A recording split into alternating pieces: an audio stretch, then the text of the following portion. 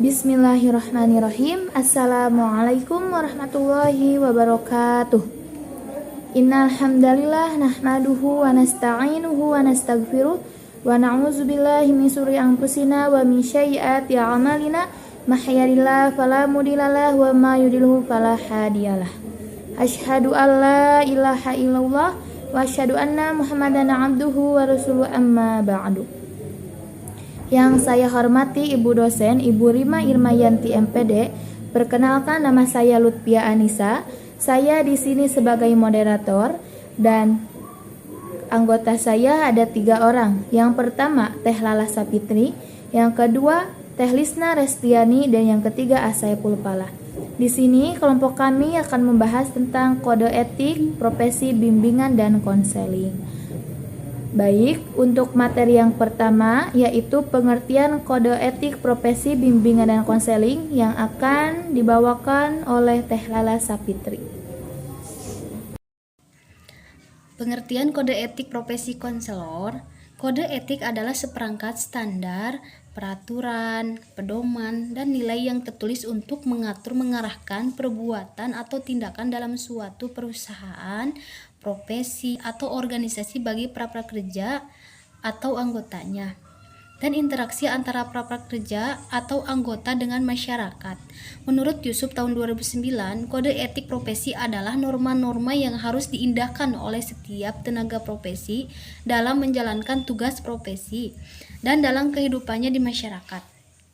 Norma-norma itu berisi apa yang tidak boleh, apa yang seharusnya dilakukan, dan apa yang diharapkan dari tenaga profesi.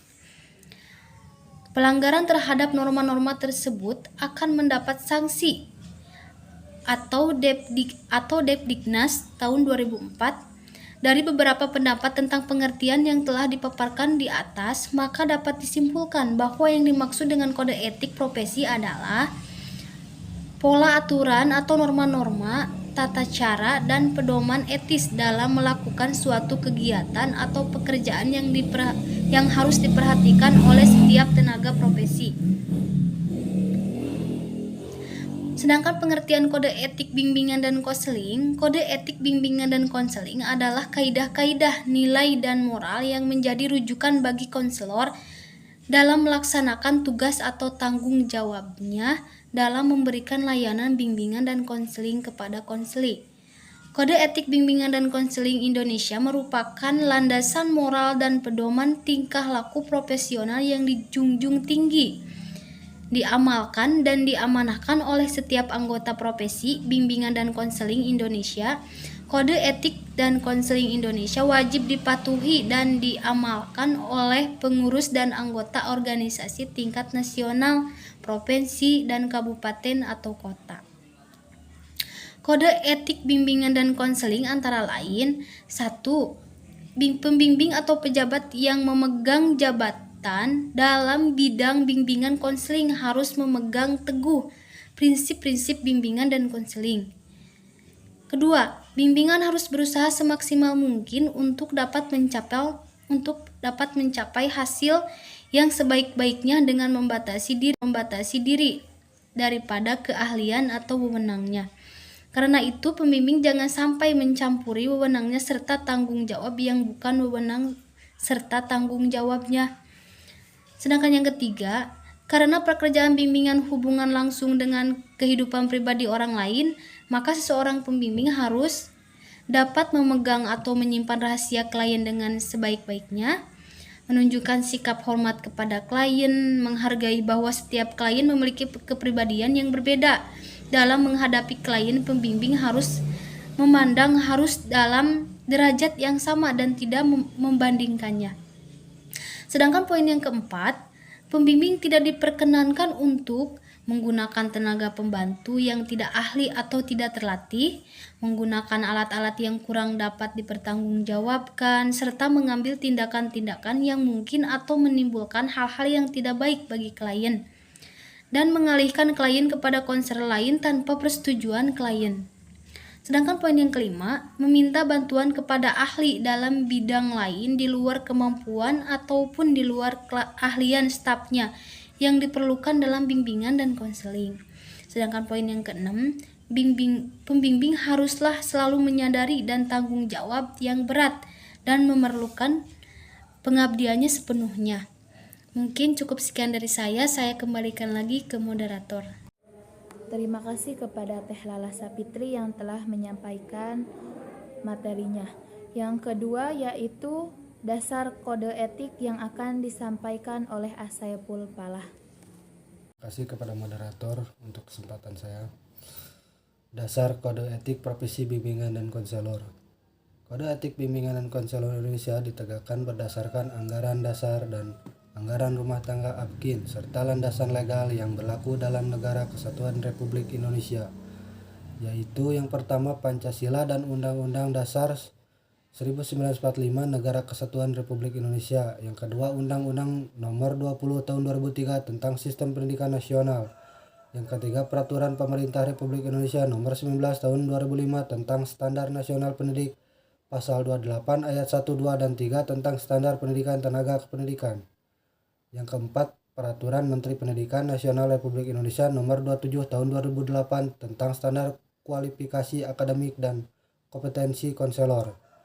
Yang terakhir, yang kelima, Peraturan Pemerintah Republik Indonesia Nomor 74 Tahun 2008 tentang guru. Yang selanjutnya saya kembalikan ke moderator. Terima kasih kepada Asayapul Falah yang telah menyampaikan materinya. Untuk materi selanjutnya, tujuan kode etik dan pelaksanaan kode etik yang akan disampaikan oleh Teh Lisna Restiani. Tujuan kode etik. Kode etik bimbingan konseling Indonesia memiliki 5 tujuan, yaitu 1. Memberikan panduan perilaku yang berkarakter dan profesional bagi anggota dalam memberikan pelayanan bimbingan konseling. 2. Membantu anggota dalam membangun kegiatan pelayanan yang profesional. 3. Mendukung misi organisasi profesi, yaitu Asosiasi Bimbingan dan Konseling Indonesia dan divisi-divisinya. 4. Menjadi landasan dan arah dalam menghadapi dan menyelesaikan permasalahan yang datang dan mengenai anggota asosiasi. 5. Melindungi anggota asosiasi dan sasaran layanan konseling. Pelaksanaan kode etik profesi konselor.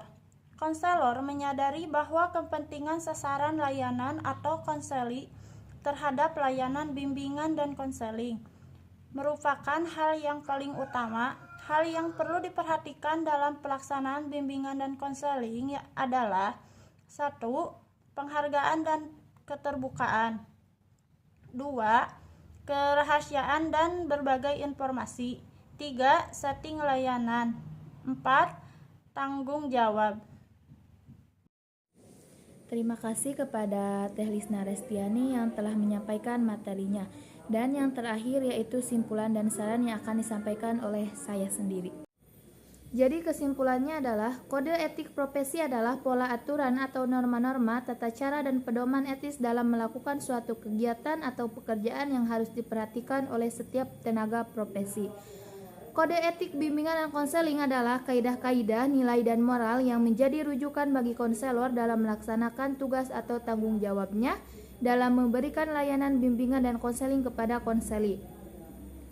Kode etik bimbingan dan konseling Indonesia ditegakkan berdasarkan anggaran dasar dan anggaran rumah tangga APKIN serta landasan legal yang berlaku dalam Negara Kesatuan Republik Indonesia. Konselor menyadari bahwa kepentingan sasaran layanan atau konseli terhadap layanan bimbingan dan konseling merupakan hal yang paling utama. Oleh karena itu, konselor menyikapi dan melayani konseli harus didasari oleh motif altruistik dan menampilkan karakteristik pribadi seseorang konselor yang hangat, penuh pemahaman, yang empatik, tulus menerima konseli apa adanya, dan saling percaya. Saran, konselor wajib memperhatikan apa yang seharusnya dilakukan, apa yang tidak boleh dilakukan, dan apa yang dianjurkan untuk dilakukan kepada konseli. Setiap pelanggaran terhadap kode etik akan merugikan diri konselor sendiri, konseli, lembaga, dan pihak lain yang terkait serta profesi bimbingan dan konseling. Mungkin itu saja yang dapat kelompok kami presentasikan. Untuk selanjutnya yaitu sesi tanya jawab. Terima kasih atas waktunya. Ditutup saja dengan doa. Subhanakallahumma wa bihamdika asyhadu an la ilaha illa anta astaghfiruka wa atubu ilaik. Wassalamualaikum warahmatullahi wabarakatuh.